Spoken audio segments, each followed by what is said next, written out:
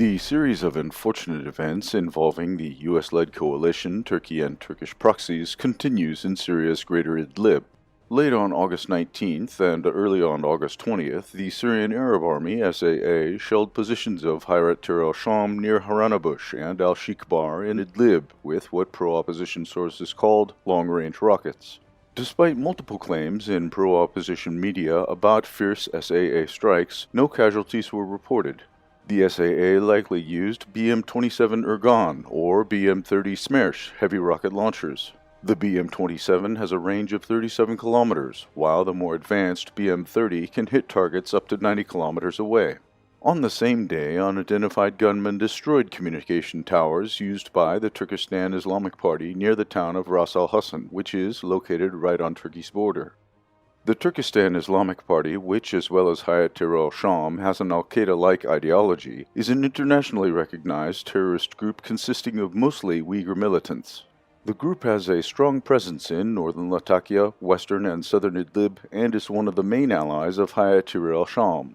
The terrorist group's main stronghold is Jashir al-Shugur. Over the previous few days, the Russian aerospace forces conducted a series of airstrikes on positions of Hayat Tahrir al-Sham across greater Idlib, punishing the group for the recent IED attack on the joint Turkish-Russian patrol on the M4 highway. Meanwhile, 2 U.S. combat drones crashed in the region as a result of a mysterious incident that pro-U.S. sources described as a mid-air collision. If the situation in Idlib further deteriorates with such speed, the Turkish attempts to stabilize it by deploying additional troops and equipment there will appear to be not enough to keep Turkish al-Qaeda friends under control in the area. A Syrian pro-government group known as the Popular Resistance in the Eastern Region, PRER, has claimed responsibility for the recent rocket attack on U.S. troops in Deir ez-Zor.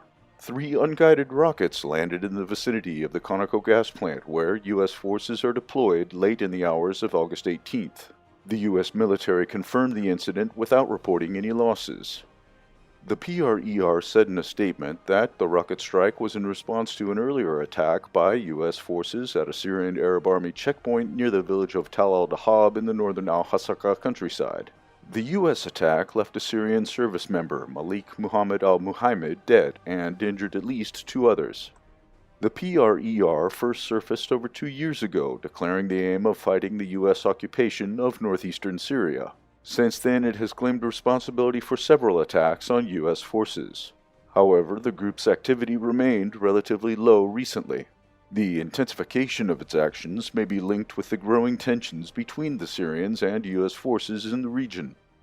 Meanwhile, Turkish proxies also entered the game on the banks of the Euphrates. On August 18th, the pro-Turkish armed group, gathering of rebels in the land of Deir ez-Zor, released a statement threatening Syrian, Russian, Iranian, and Kurdish forces in the province with attacks. It also claimed responsibility for the IED blast that killed a Russian major general near Deir ez-Zor city. The group self-identifies as a unit of the Turkish-backed Syrian National Army, SNA. This was, however, denied by the SNA. Pro-Turkish sources claim that this armed group was created by the Kurds to discredit the Syrian patriots on Turkish paychecks. It's as if there is something that could be done to discredit pro-Turkish groups more than what they have done by themselves. Deir ez-Zor province seems to be becoming a center for the new proxy battle for the Syrian energy resources.